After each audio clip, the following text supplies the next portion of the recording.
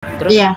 kayak kadang aku di hati kayak, mohon maaf banget ya, aku mau bilang syukurin gitu. Suruh siapa milih 02 gitu. Tapi aku nggak sampai hati tuh bilang kayak gitu, karena Iya. mereka tuh bukan salah mereka sepenuhnya, karena mereka tuh dibego-begoin.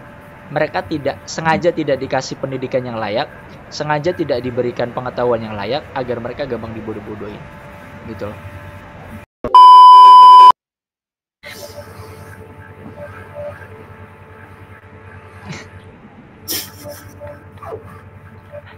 Halo.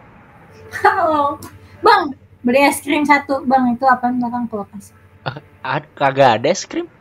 Itu kulkas. Bukan kulkas juga. Ini tuh apa ya? Ini tuh bekas warung yang dialih fungsikan jadi lemari ya. Itu namanya apa tuh? Eco friendly ya. Mendaur ulang sesuatu yang sudah tidak bisa digunakan ya.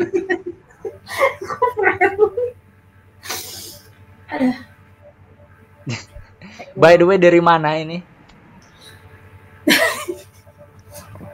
Kayaknya receh banget Anda ya. Saya belum Enggak, ngelawak Bang, aja udah ketawa. serius. Kenapa sih? Ada yang salah.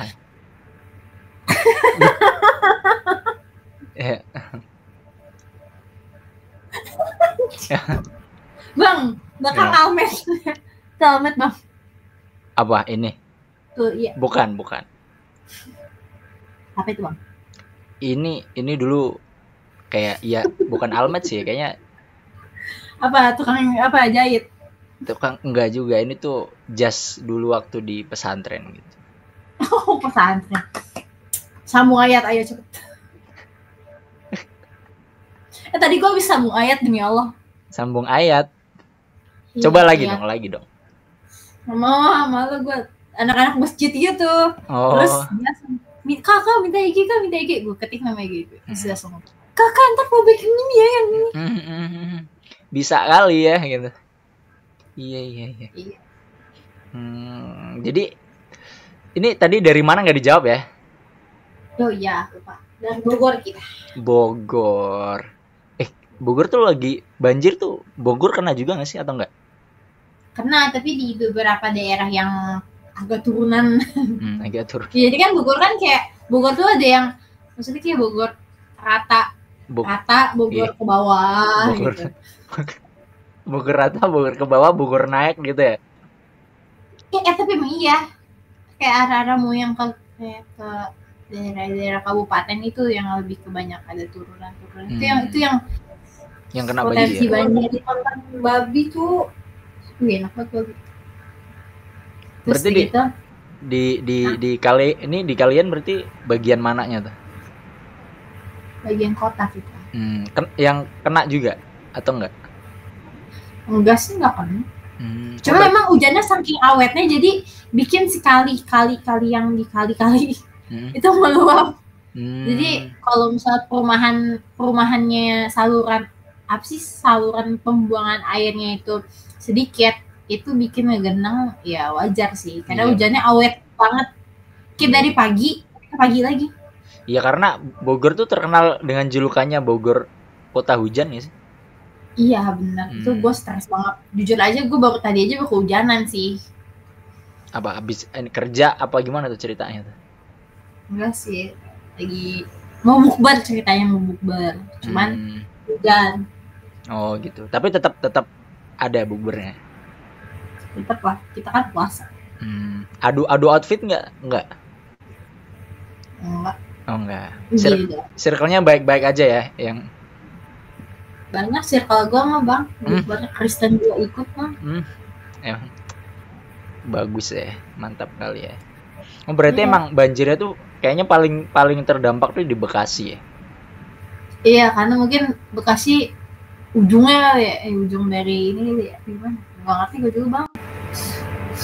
Maksudnya kayak emang jangan kan itu ya, maksudnya misalnya nih ada mayat nyemplung ke kali, nanti ketemu itu di Bekasi. Oh, berarti Bekasi itu istilahnya daratannya tuh paling rendah gitu ya, dataran rendah gitu ya? Nggak tahu juga bang itu. Ya kan? Mungkin kali ya kayak gitu kali lah ya. Mungkin ya. Ini gara-gara puncak dibikin wisata sih bang. Tapi kan kesel gitu sih.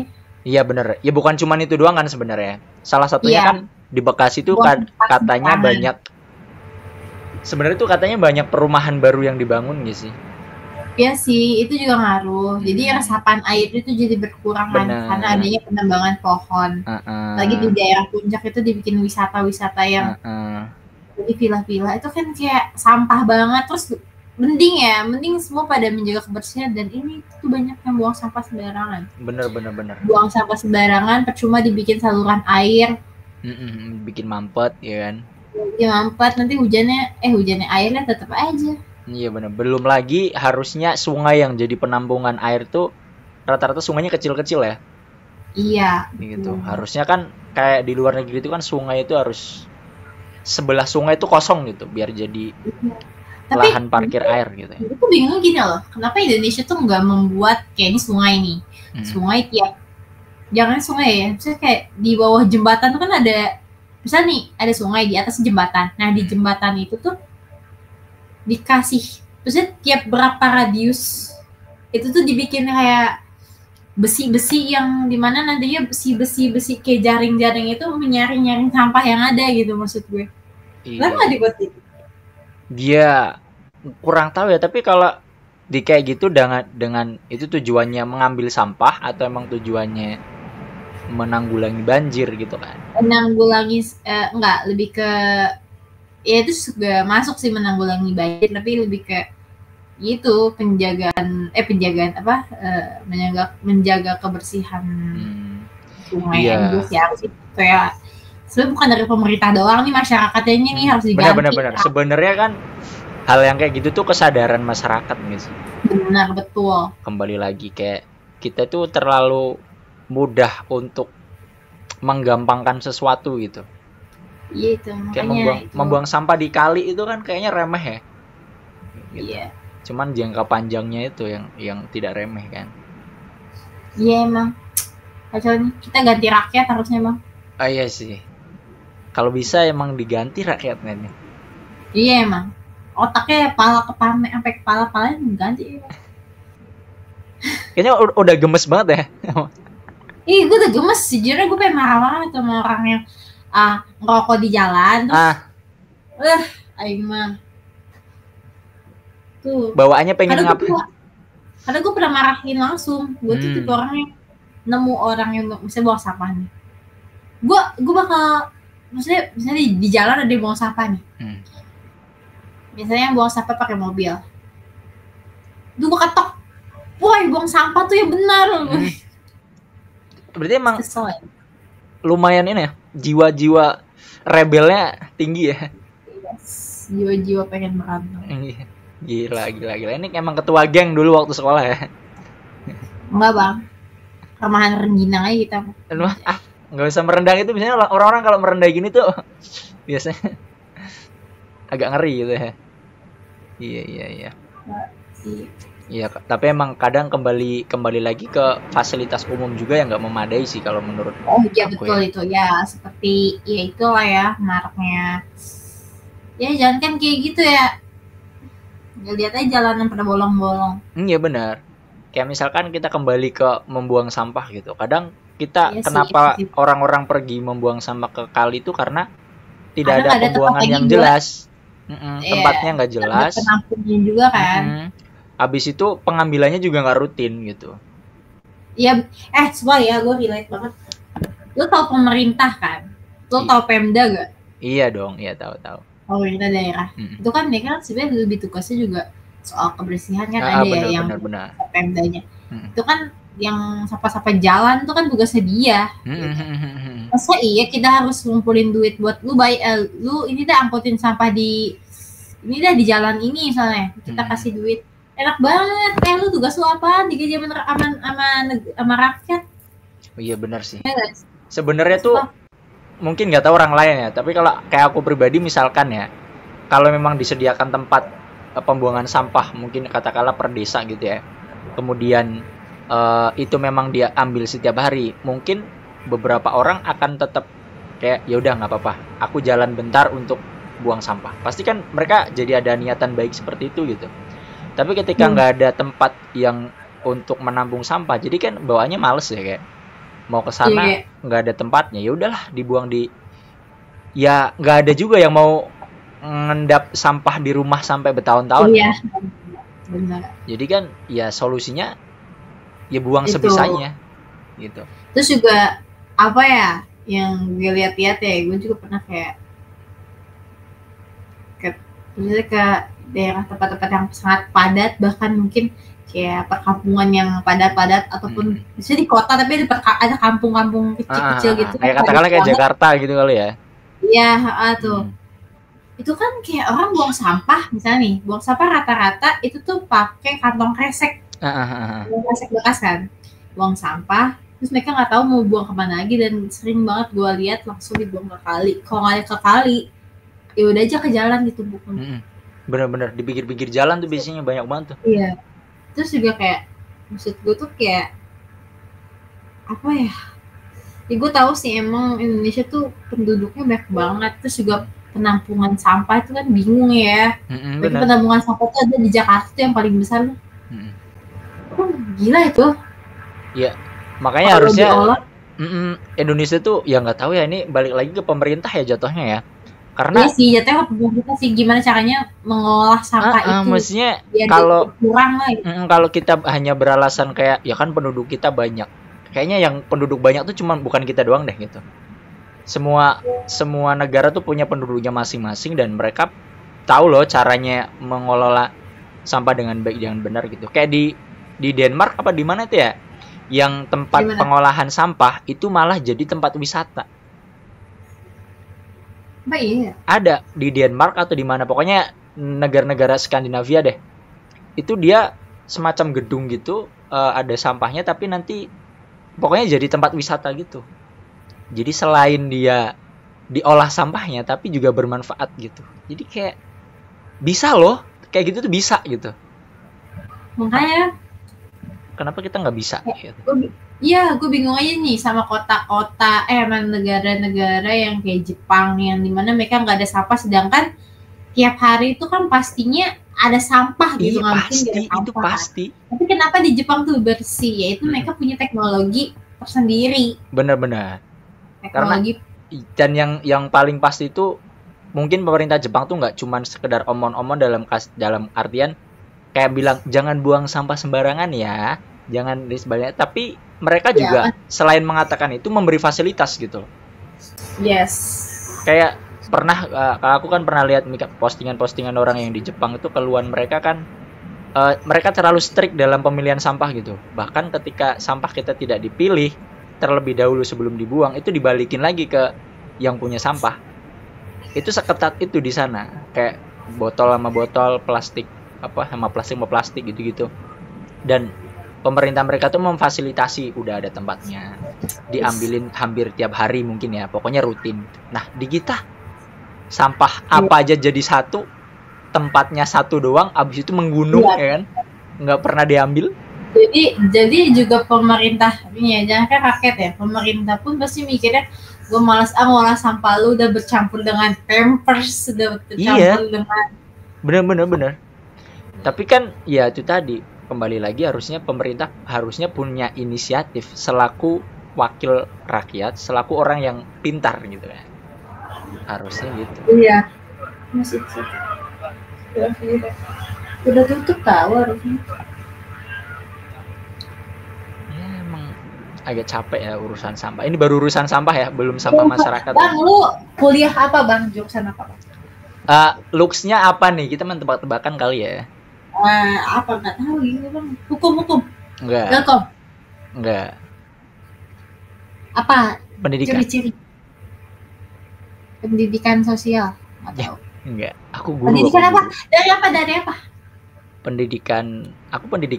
Kuliahku pendidikan agama. Hah? Kenapa? Gak kelihatan pendidikan agama. Oh berarti udah jadi guru? Iya sekarang udah jadi guru. Mantap. Sekolah mana Bang? Maksudnya apa nih? Ngajarnya apa? Iya ngajarnya. Oh, ngajarnya ada di sini, ada sekolah dekat rumah kebetulan. SD apa SMP? SMP. Oh SMP. Len SMP. Kenapa deh? Ya SMP bang. Oh dia SMP. Oh. Cuk. Iya.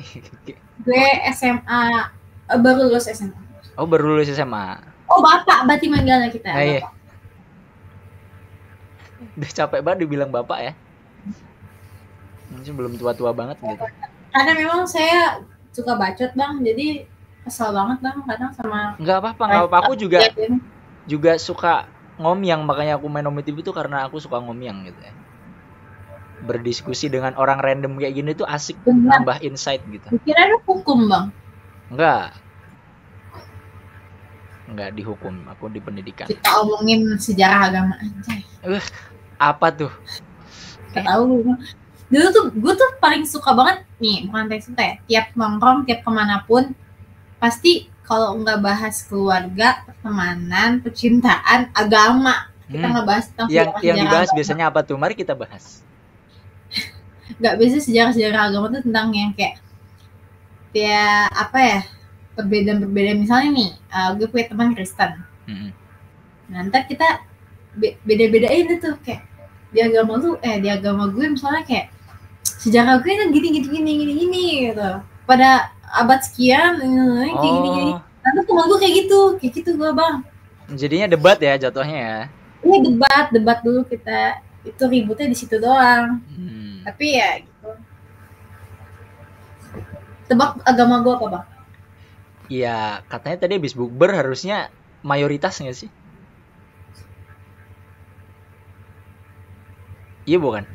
Tapi tadi habis bilang babi enak nih babi gitu.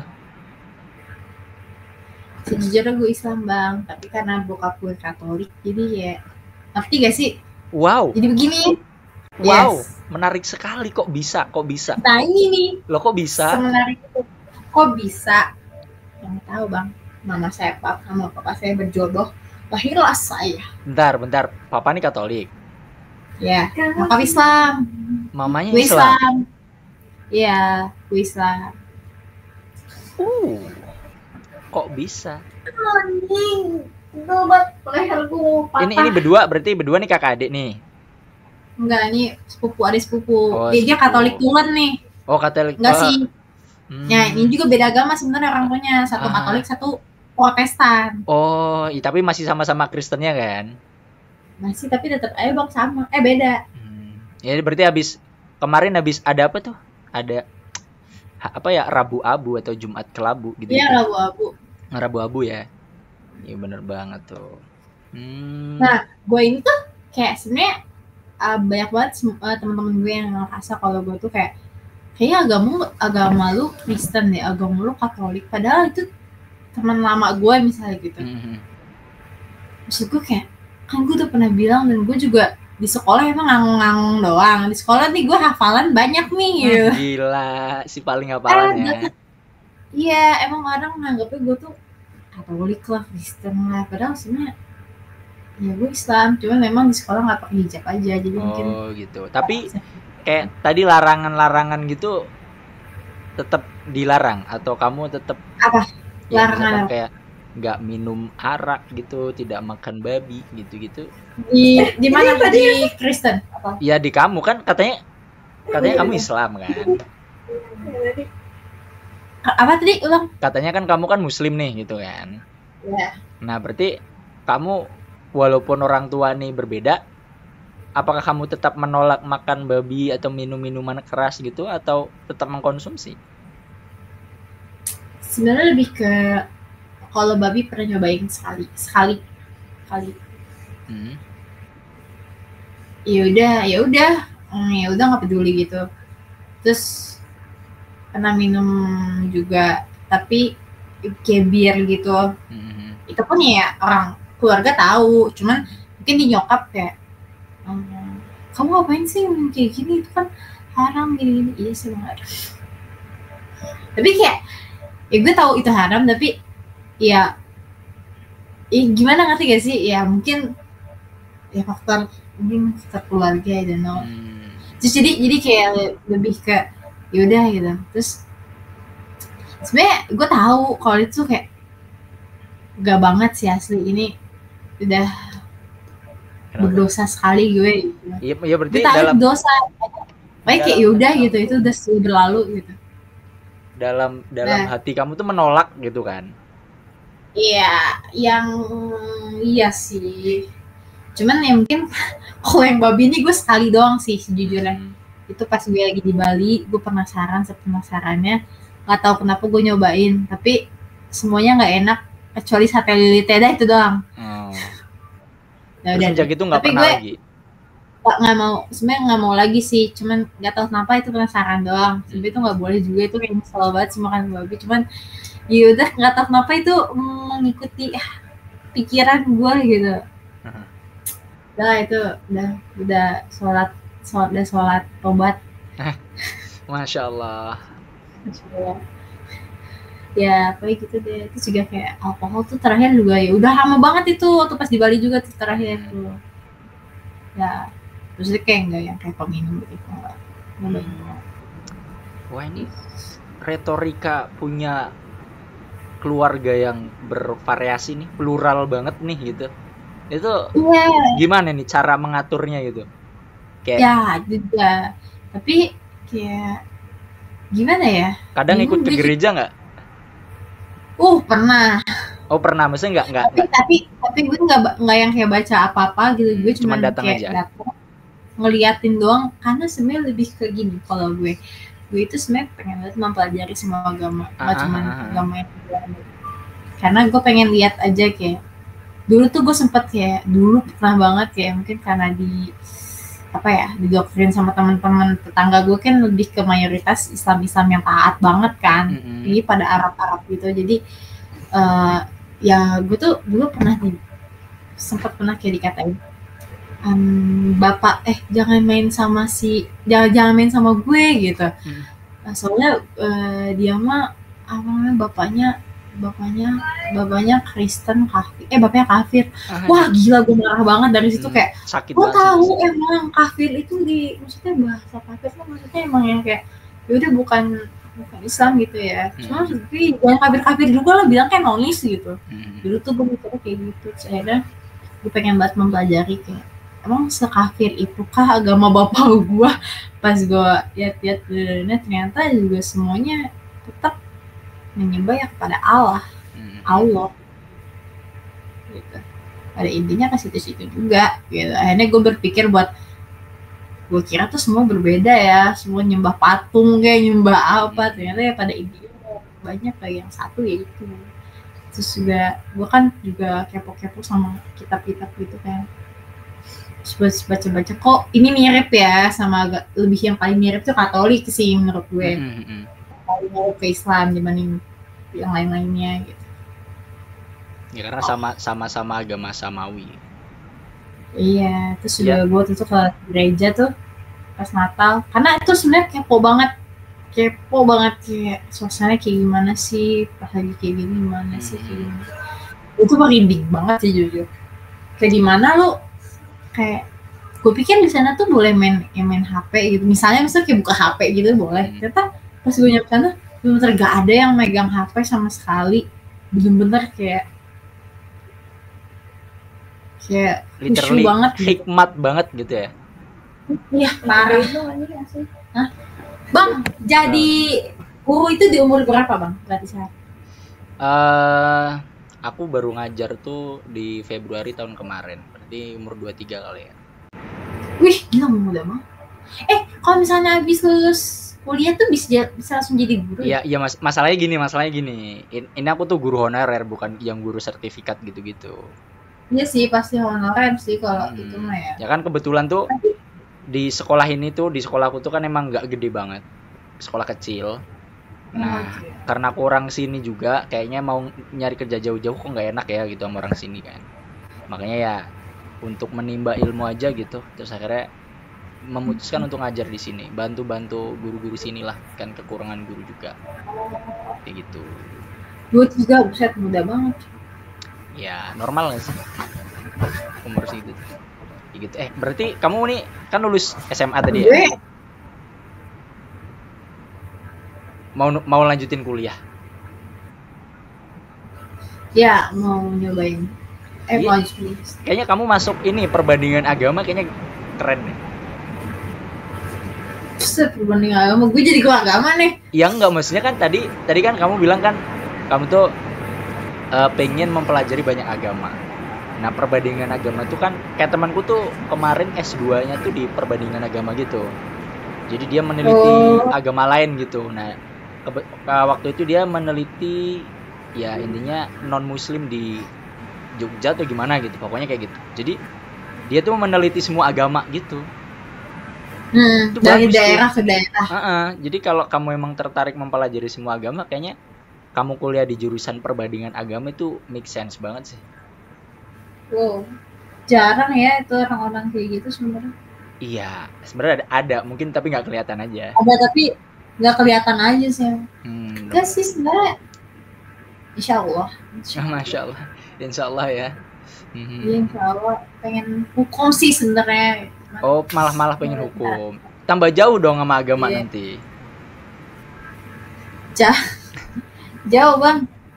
Dari hidup juga udah jauh sebenarnya, ini udah kejauhan ini. Iya makanya, jadi kalau tadi kepo gitu kan mending masuk perbandingan agama aja. Kayaknya seru gitu. Saya mah apa aja sih bang kalau bang?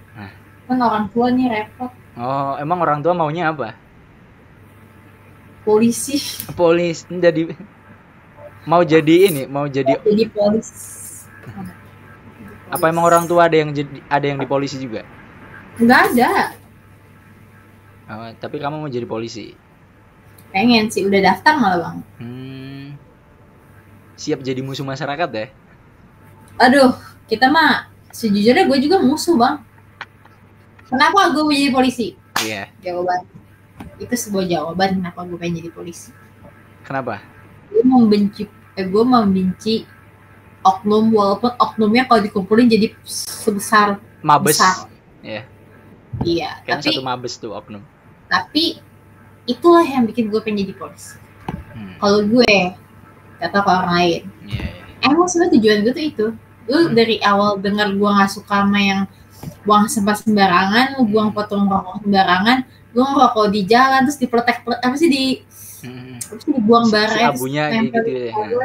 Itu yang bikin gue jadi polisi. Terus ngeliat teman-teman gue yang pada judo, yang pada wah ini berarti memang jiwa penegak hukumnya tuh tinggi banget ya. Masya Allah, mulia sekali wahai saudaraku. Semoga. Tapi emang iya bang, gue bermusuhan bang, sumpah. Tapi emang gue ngerasa banget gue ngisi bensin gue cepet banget habis, yang biasanya aman-aman aja kan dia cepet banget berkurangnya gitu. Padahal gue nggak kemana-mana. Ternyata perbuatan siapa nggak tahu. Si Anu ya. Anu lah. Iya. Tanda. Emang mungkin ini yang patut kita apresiasi dengan presiden kita kali ya. Walaupun kadang agak aneh. Tapi ini secara nggak langsung beliau mungkin yang berkontribusi dalam membuka kedok-kedok korupsi ini ya, karena ini udah banyak banget loh. Kayak aku tadi baru baca berita tuh PLN terbaru katanya ada dugaan korupsi juga di PLN. Of course. 1,13 atau berapa gitu. Itu PLN. Kemarin udah. Terus. Jadi nih, tapi bang nih, gue nanya nih bang. Menurut pendapat lo, apa namanya? Lu oke gak sih sama presiden sekarang? Me, in my opinion ya, untuk pendapatku pribadi. Iya, pendapat aja. Untuk aku pribadi, untuk mulai dari konsep beliau naik sampai sekarang menjabat, aku kurang cocok. Mungkin bisa dibilang tidak cocok dengan cara beliau. Tapi itu tadi yang di awal aku apresiasi, karena ini korupsi semuanya terbongkar itu di era beliau nih gitu. Kayak Pertamina itu kan sebenarnya dari presiden yang benar-benar kasus korupsi segitu banyaknya. Kayak Pertamina itu kan sebenarnya 2018 sampai 2023 kan kasusnya. Cuman baru kebongkar sekarang. Berarti kan ini ada ketegasan yang baru nih gitu. Makanya ya aku sering banget post di SG, aku sering post di SW gitu-gitu untuk mengedukasi teman-teman juga, mengkritik pemerintah ya, karena menurut aku ketika pemerintah melakukan sebuah kesalahan yang tidak pada semestinya, kita wajib mengkritik selaku warga masyarakat. Tapi ketika mereka berbuat kebenaran dengan kebaikan, ya kita apresiasi gitu. Ya kayak tadi korupsi.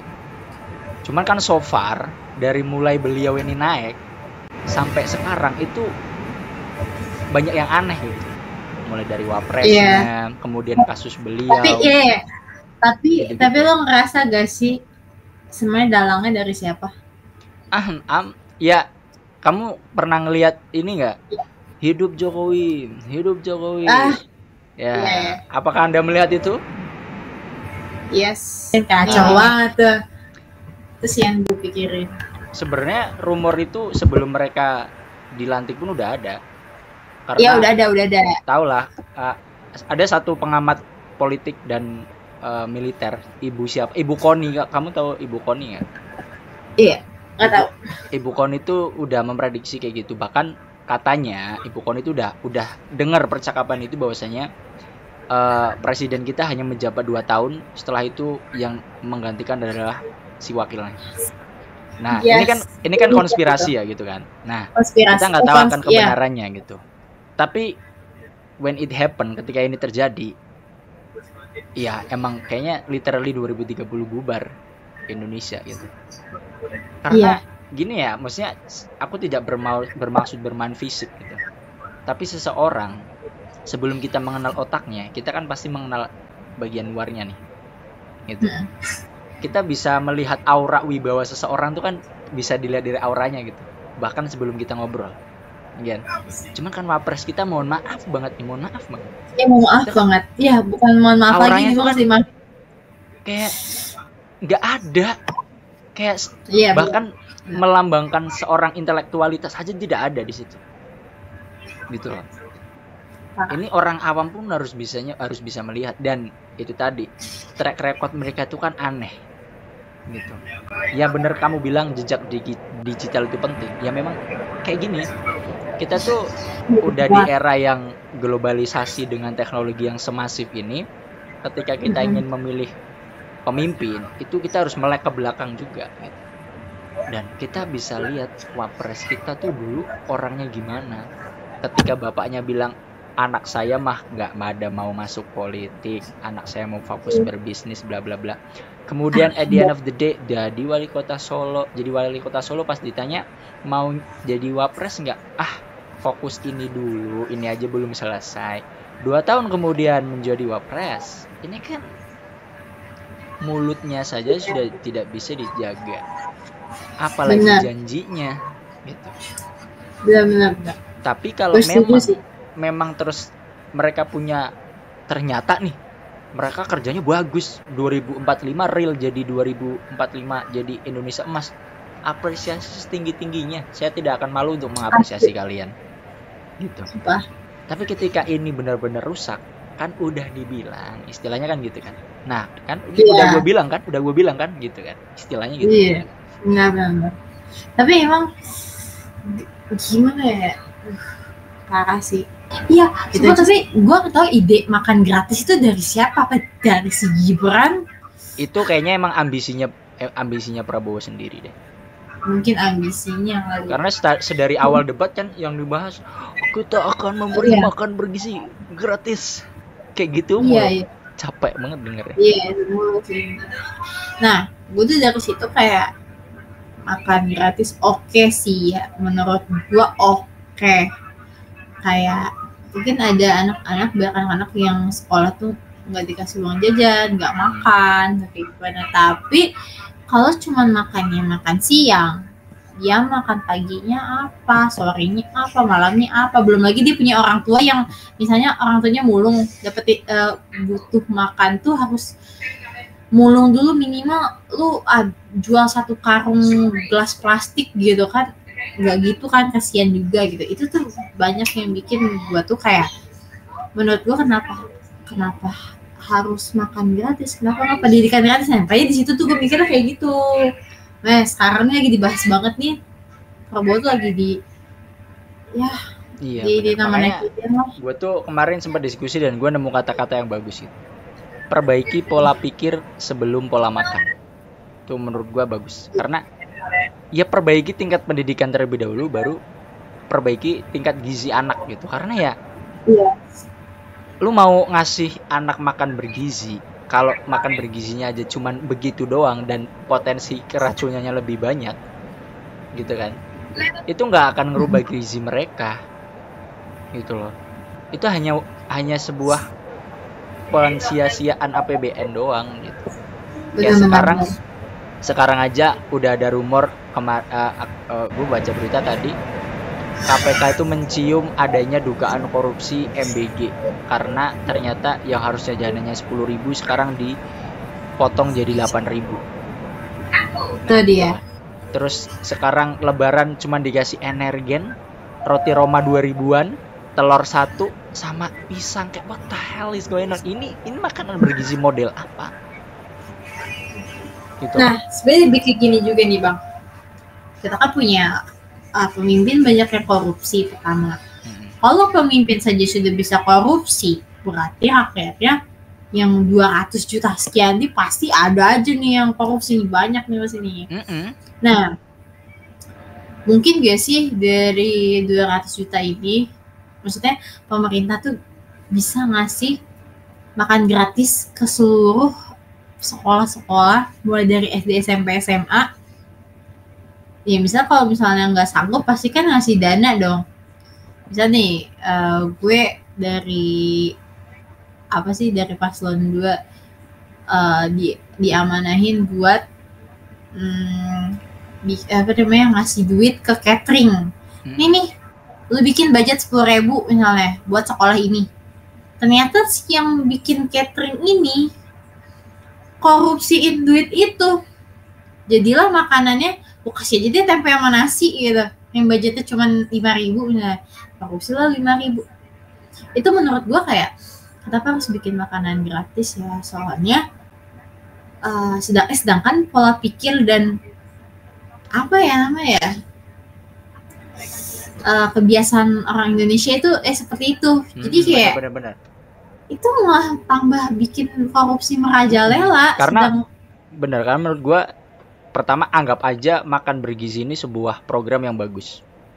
Makanya gue sempat bikin skenario gini. Karena kesalahan itu dibawa ke catering. Kenapa itu kesalahan? Karena catering itu mindsetnya udah bisnis. Catering itu mengenal untung dan rugi.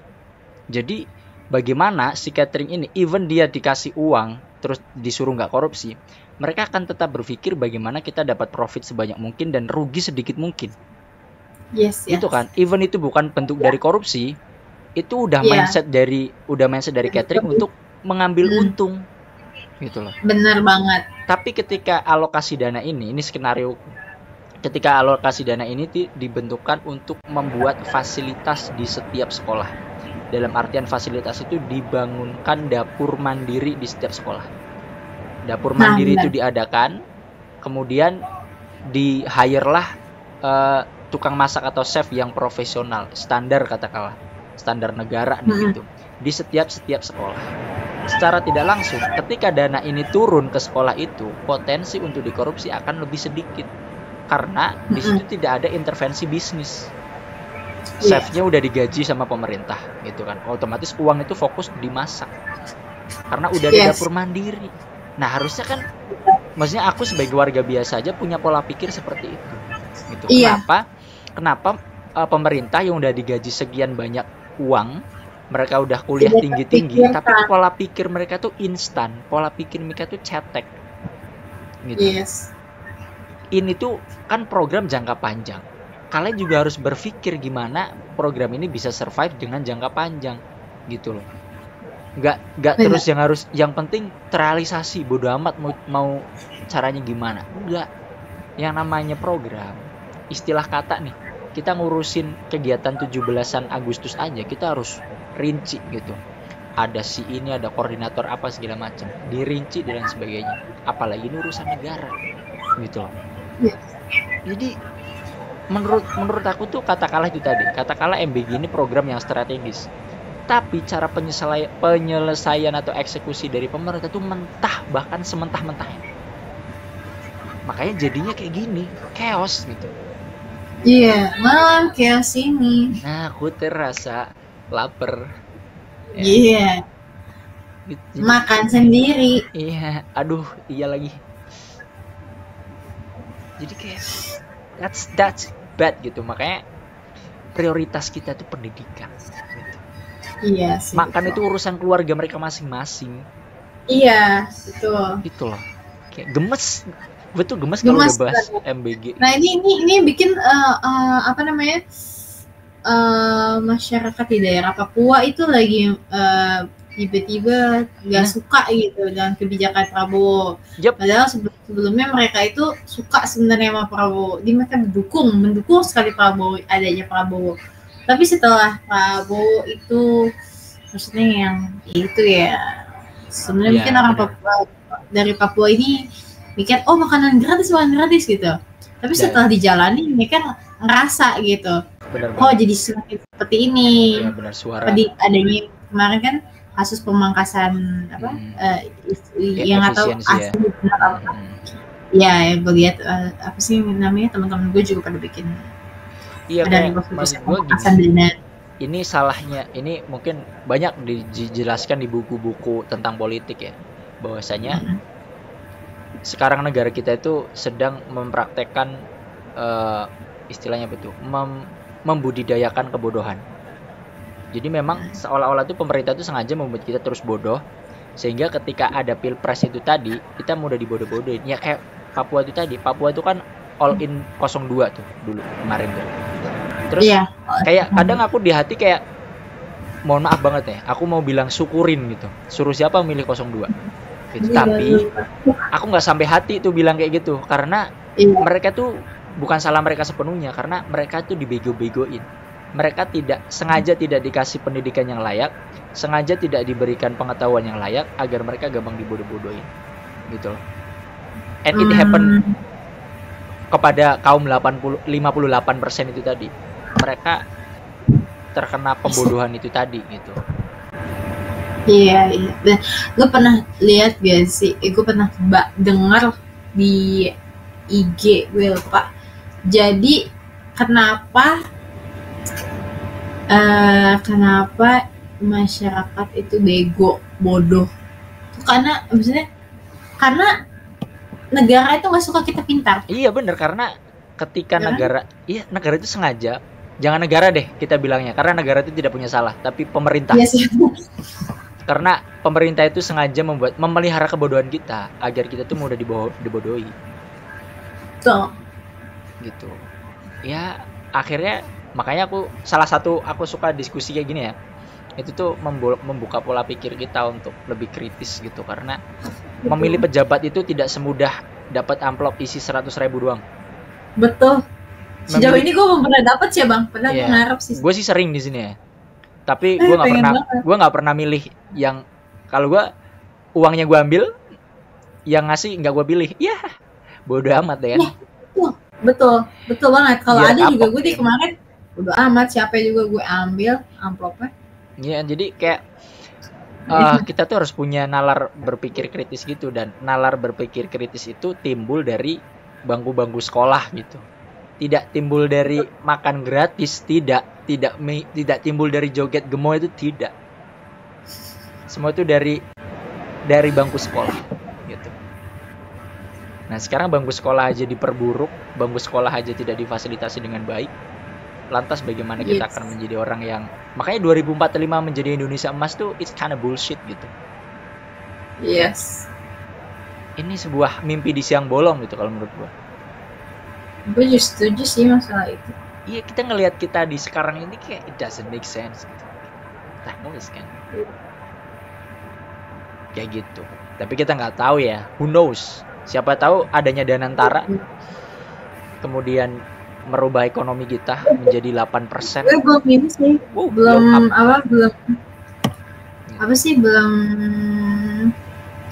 ngulik lagi apa tuh Danantara dan lain-lain. Soalnya kayak melihat sekilas dan gue belum punya hasrat mau mengetahui, ntar aja deh. Ya intinya pusing kalau dia. Danantara tuh kan simpelnya tuh dia main investasi itu aja sih.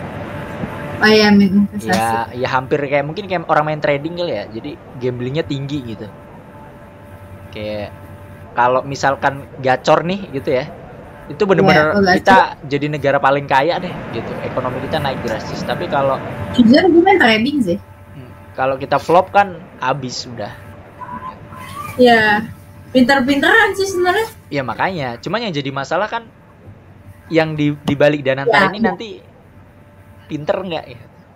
Iya, bener banget. Dia tuh pengen menjadikan negara kita ini semua, ayo main trading. Dan jangan lupa bagi-bagi jabatan kak. Kamu temanku, ayo sini. Aku bikin proyek, nanti kamu yang megang ya. Enaknya. Iya, Something like that.